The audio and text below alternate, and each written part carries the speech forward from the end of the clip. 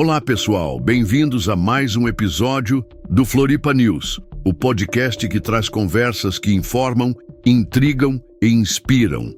Hoje temos um convidado especial direto de São Paulo, o desembargador aposentado Eduardo Lanzoni, um nome respeitado no mundo jurídico brasileiro, com décadas de experiência no Tribunal de Justiça e uma paixão por entender como o direito e a democracia funcionam mundo afora.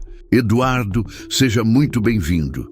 Obrigado, é um prazer estar aqui com vocês em Florianópolis, mesmo que virtualmente. Adoro essa chance de conversar sobre temas que cruzam justiça, política e cultura. E o tema de hoje é daqueles que deixam a gente coçando a cabeça. Por que o Japão, um país que parece ter saído do futuro com seus robôs, trens-bala e tecnologia de ponta, ainda usa papel e caneta nas eleições? Nada de urnas eletrônicas, nada de telas touch. Eduardo, você já estudou esse sistema de perto. Conta pra gente, o que está por trás dessa escolha? Olha, essa é uma pergunta que eu já ouvi muitas vezes, especialmente aqui no Brasil, onde a urna eletrônica é quase um símbolo nacional. Vou começar com uma história que vivi pessoalmente. Em 2015, eu estava em Tóquio a convite de um colega jurista japonês e coincidiu com uma eleição para a Câmara dos Representantes. Fui convidado a observar um local de votação, algo que, como desembargador, sempre me fascinou. Cheguei lá esperando encontrar máquinas reluzentes, telas digitais, algo que combinasse com a imagem futurista do Japão. Mas o que vi? Mesinhas de madeira, cédulas de papel em branco, eleitores escrevendo nomes com caneta e urnas que pareciam saídas dos anos 50. Pensei, como assim? Isso é o Japão ou uma vila do interior em 1900? Dá para imaginar o choque. Aqui no Brasil, a gente associa tecnologia com modernidade e o Japão é o rei disso.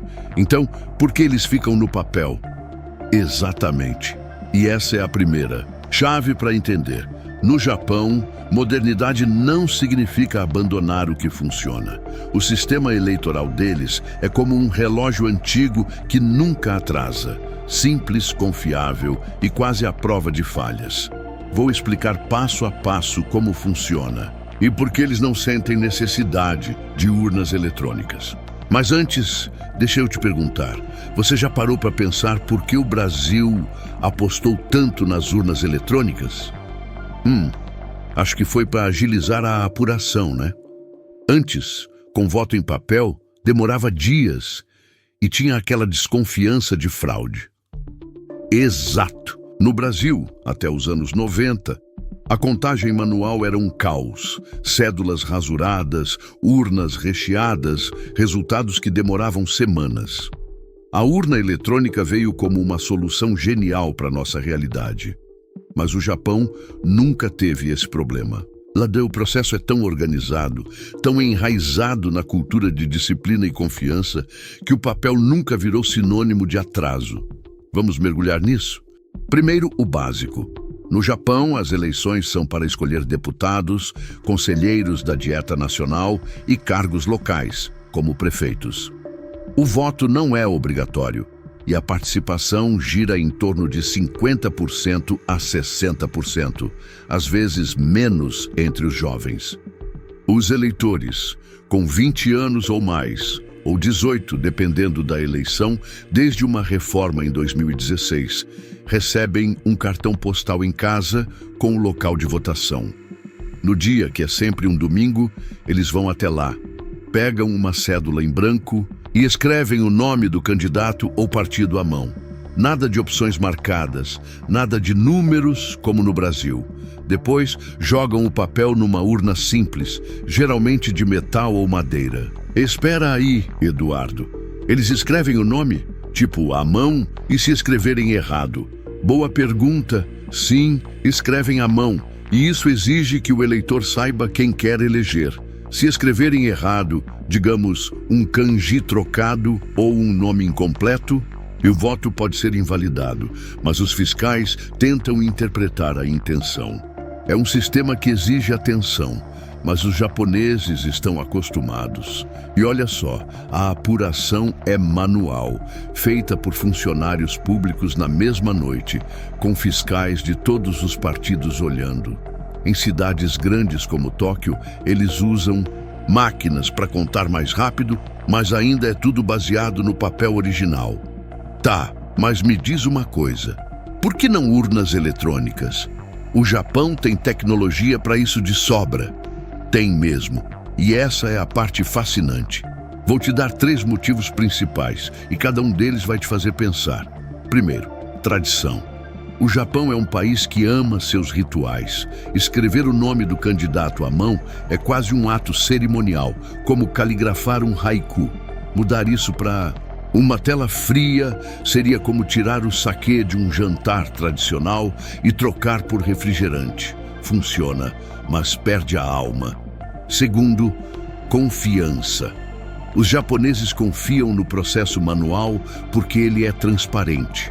Você escreve, você vê a urna, você sabe que alguém vai contar. Não tem aquela dúvida de será que o software foi hackeado que ronda sistemas eletrônicos. Interessante. E o terceiro motivo? Custo-benefício. Pense comigo. O Japão tem cerca de 100 milhões de eleitores registrados, mas só metade vota. O sistema atual é barato. Papel, caneta, urnas simples e funciona tão bem que os resultados saem na mesma noite. Para que gastar bilhões de ienes para instalar urnas eletrônicas, treinar pessoal e blindar tudo contra hackers se o papel já resolve? Aqui no Brasil, a urna eletrônica foi um investimento para escapar do caos. Lá, o caos nunca existiu. Mas, Eduardo, o Japão já testou algo eletrônico, né? Eu li em algum lugar sobre blockchain ou coisa assim. Você está bem informado. Sim, em 2018 a cidade de Tsukuba fez um experimento com votação via blockchain para uma consulta local. Foi um sucesso técnico, mas não avançou para eleições oficiais. Por quê? Porque o Japão não tem pressa. Eles testam, analisam, mas só mudam se for absolutamente necessário. Outro exemplo, japoneses no exterior podem votar por correio ou em consulados, e houve testes com sistemas eletrônicos para facilitar isso. Mas, no geral, o país prefere o papel.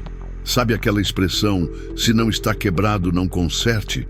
É o Japão com seu sistema eleitoral. Entendi. Mas me diz uma coisa, esse sistema de papel é mesmo tão seguro quanto parece? Aqui, no Brasil, a gente já ouviu histórias de urnas aparecendo em rios na época do voto manual. Sim. O Brasil tem suas lendas eleitorais. No Japão isso é impensável e vou te explicar por quê com uma história real. Em 2005, houve um caso raro de fraude eleitoral em Kagoshima, onde um candidato subornou eleitores para escreverem o nome dele. Sabe como descobriram?